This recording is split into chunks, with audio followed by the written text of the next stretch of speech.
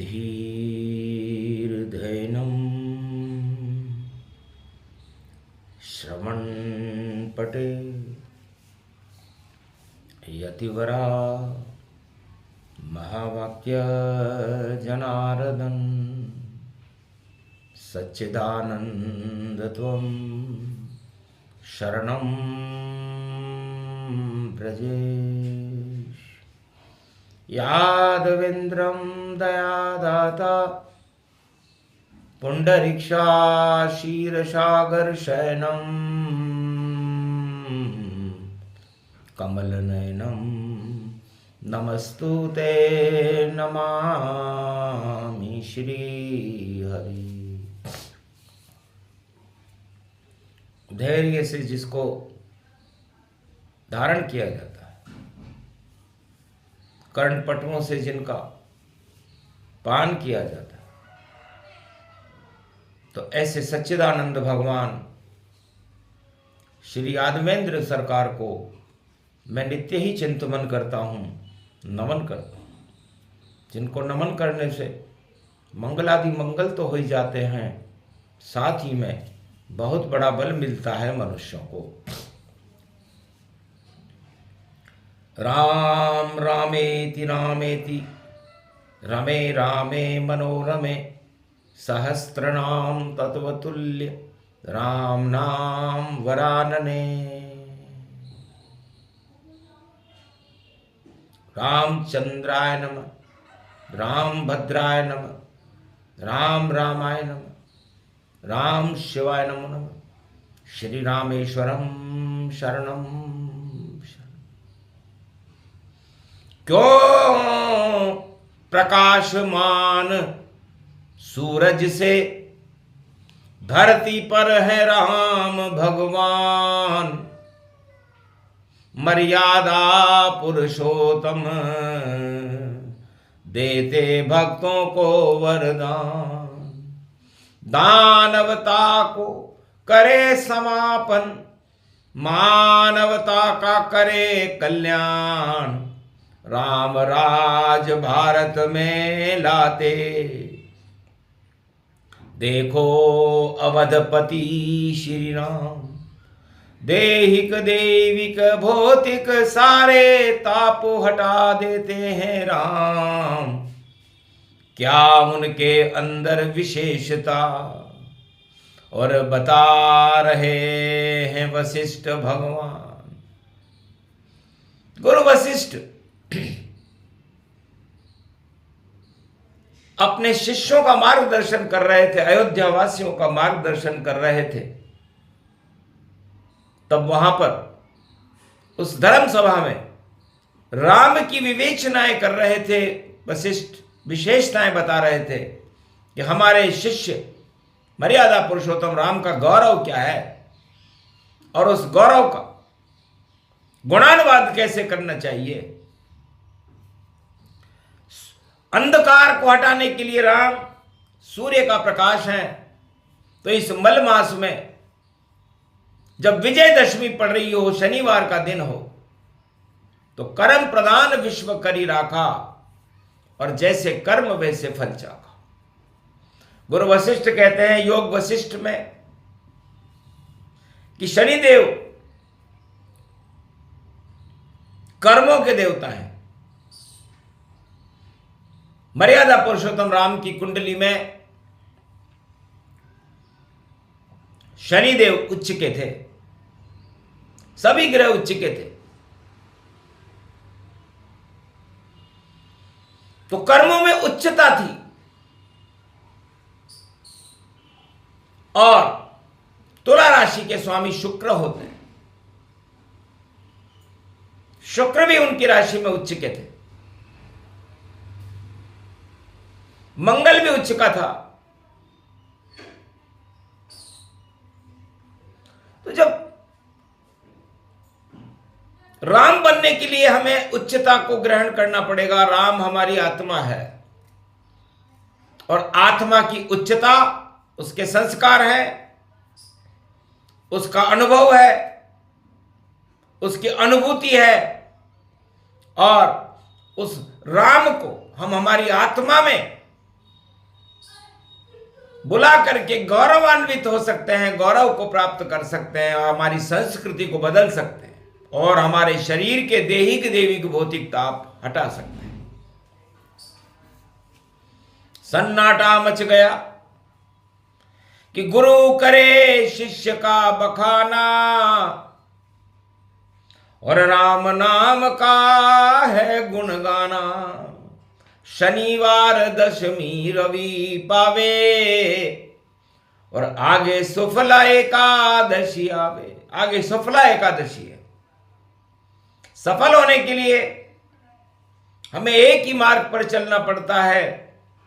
हमारी आत्मा और हमारे शरीर के मल हटाने पड़ते हैं और इन मलों को निवृत्त होने के बाद आत्मा परमात्मा से मिल जाती है। राम जैसा प्रकाश उस आत्मा में हो जाता है और वह प्रकाश परमात्मा में विलीन हो जाता है। तो शुक्र का तारा अस्त हो गया और देखो शुक्रवार गति पाए और 1.25 महीने अस्त रहेगा तो सारे भोग अस्त हो ही जाए।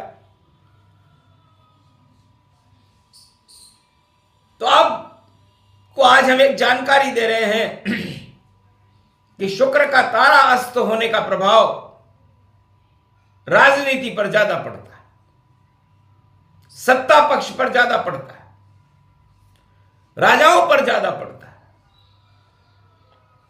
क्योंकि राजनीति और सत्ता होती ही भोगने के लिए है और जब भोग का नेतृत्व करने वाले देव दानव गुरु शुक्राचार्य अस्त हो जाए तो उन भोगियों की हालत क्या होती होगी, ये संसार में आप कलयुग में नहीं, सतयुग में, द्वापर त्रेता में, चारों युगों में प्रत्यक्ष में देख सकते हैं। भगवान शुक्राचार्य को मृत संजीवनी विद्या प्राप्त है। भगवान शंकर से उन्होंने वो विद्या प्राप्त की है तपोबल के बल पर। ये किसी भी दानव ने नहीं समझा कि शुक्राचार्य भोगों के और दानव गुरु होकर के उन्होंने ये मृत संजीवनी विद्या प्राप्त करके अपने शिष्यों को भी सिखाई। लेकिन किसी भी शिष्य ने जो राजा बना, लंकापति रावण बना, बड़े बड़े सम्राट बने, अभी भी आगे भी बनते रहेंगे कलयुग में भी, लेकिन किसी ने भी गुरु विद्या को समझा ही नहीं। सत्ता सुख में सभी व्यस्त जो शिष्य बने शुक्राचारी और सतयुग से कलयुग तक देखो आफत पैदा हो सारी। तो आफत पैदा करते हैं ये शिष्य, जो शुक्राचार्य के शिष्य हैं वही तो सम्राट बनेंगे।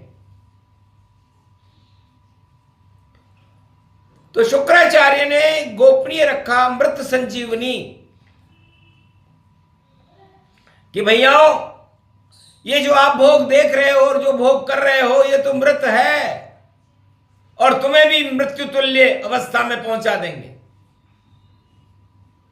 क्या कभी हिरण्याकश्यप, हिरण्याक्ष से लेकर के रावण, जरासंध, धृतराष्ट्र, दुर्योधन और कलयुग के सभी राजा कभी सोचा कि हम कौन सी सैया पर सोए हुए हैं?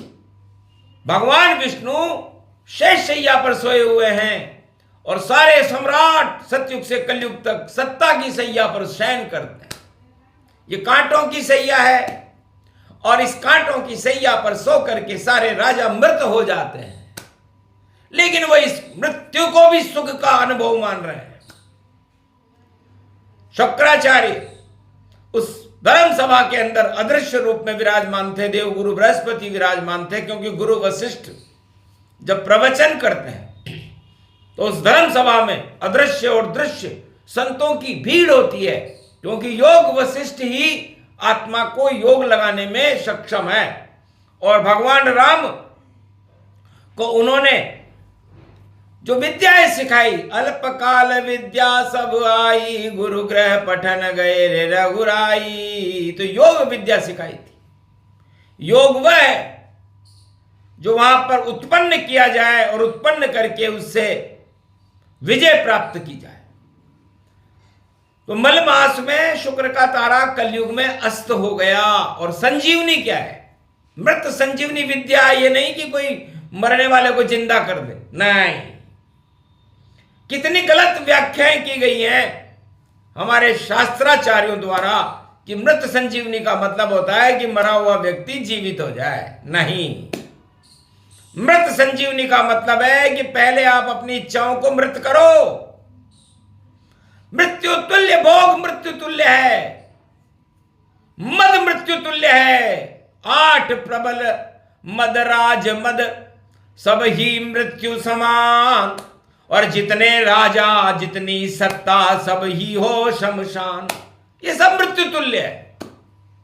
और त्रिलोक के सभी राजा किसी भी देश में हो, किसी भी लोक में हो, चाहे इंद्रलोक में भी इंद्र राजा क्यों ना हो, वह सब उस सुख को सर्वोच्च सुख मान रहे हैं जो मृत्यु के समान है। और मैंने मेरे शिष्य राम को पहले ही कह दिया था कि सत्ता सुख लेना नहीं, और दानव का करुणाश, और अंधकार हटा दो भारत के, कर दो दिव्य प्रकाश। देहिक देविक भौतिक सारे, तापाऊं दे तो हटाओ। जिस दिन हो सफल तब मिलने मुझसे आओ। हे राम, तुम पहले विप्रधेनु सुर संत हित लीन मनुज अवतार, सबसे पहले कीजिए इनका ही उद्धार। तो तुम्हारा उद्देश्य यहां अयोध्या का राज करने का नहीं है।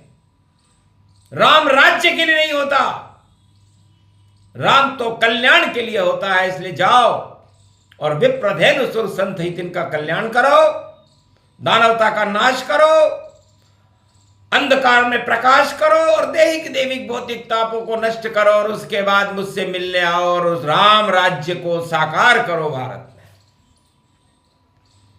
तब मैं गौरवान्वित महसूस करूंगा कि मेरा शिष्य राम वाकई सत्ता से दूर रह करके सत्ता को छोड़कर चला गया।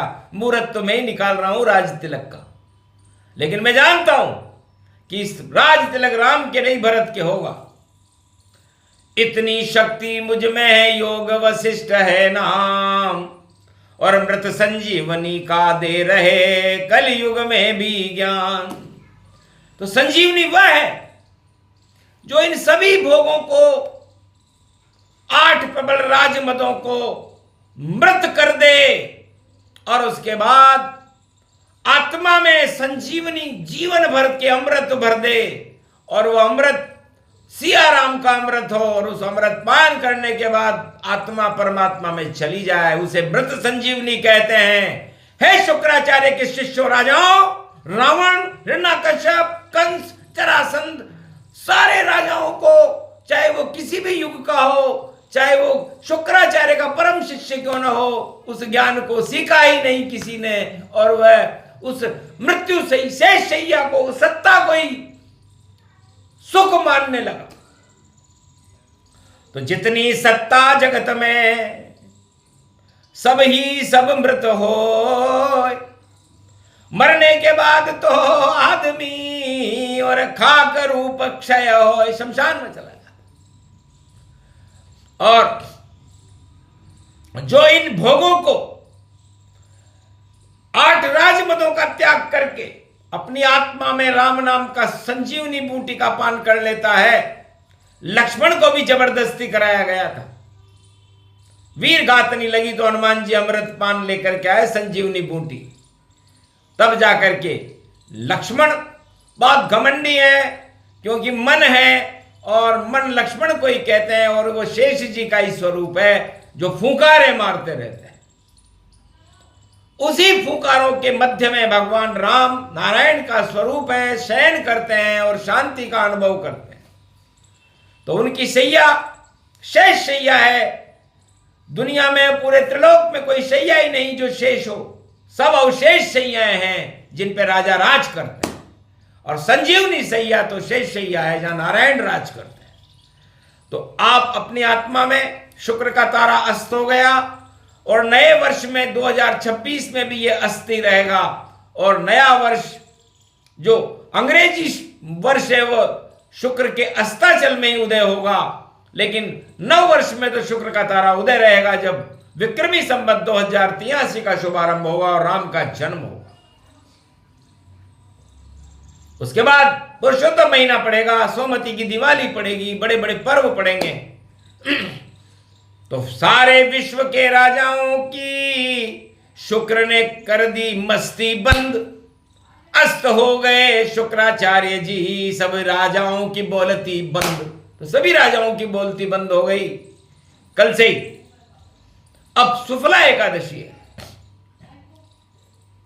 गुरु वशिष्ठ कहते हैं कि यदि मैं एक शब्द पर बोलने लग जाऊं तो 72 घंटे तक तो मैं उसका प्रसंग ही सुनाता रहूंगा और उस प्रसंग में आप लोग झूमते रहोगे। तो मृत संजीवनी विद्या पर बोल रहा हूं, जो शुक्राचार्य के पास रहती है। तो शुक्राचार्य किसे कहते हैं? जो सारे सुख संसार में शुक्राचार्य से ही मिलते हैं। लेकिन ये सब सुख नश्वर हैं जो आप इस संसार में भोग रहे हो, चाहे पत्नी सुख, धन सुख, पुत्र सुख, सत्ता सुख, परिवार सुख, किसी भी तरह का सुख इस संसार में हो, वो शुक्राचार्य भी हंसते हैं कि मूर्खों, इसमें रखा क्या है? सपना तो सपना रहे, सपना सच नहीं हो, झूठे सपने को सुख मानो, वह सब मूर्ख हो। तो सारे संसार के लोग मूर्ख हैं। जो सबसे ऊंचा सत्ता सुख मान रहे हैं वो मूर्ख है। और ज्ञानी कौन है? जो उस सुख का त्याग कर और दर्शन करे भगवान, और संजीवन होकर देखो, कर ले अमृत पान, तो राम नाम अमृतमय जानो, और अमृत पान राम ही मानो। तो राम नाम के अमृत का पान करना सच्चा सुख है। ये शुक्राचार्य ने बताया, संजीवनी उसे कहते हैं। और तब जाकर के आपकी आत्मा आपकी प्रबल होगी और प्रबल होकर के परमात्मा में चली जाएगी। और यदि आपने ये सत्ता सुख भोगना या परिवार सुख, धन सुख, स्त्री सुख भोगना, सुख जर्जर हो जाओगे और यहीं मृत्यु में चले जाओगे और आपका कोई अस्तित्व ही नहीं रहेगा। इसलिए मृत संजीवनी की सूक्ष्म सी व्याख्या आपको सुनाई। इसका विस्तार कल बताएंगे जब शुक्ला एकादशी होगी। सुनते रहो मलमास की कथा, ये वेद पुराण, गुरु वशिष्ठ का ज्ञान है, करते हैं कल्याण। तो भारत का कल्याण हो, भक्तों का कल्याण। जो प्रसंग मृत संजीवनी सुने तो उसमें हो उत्पन्न ज्ञान। बोलो जय श्री राम।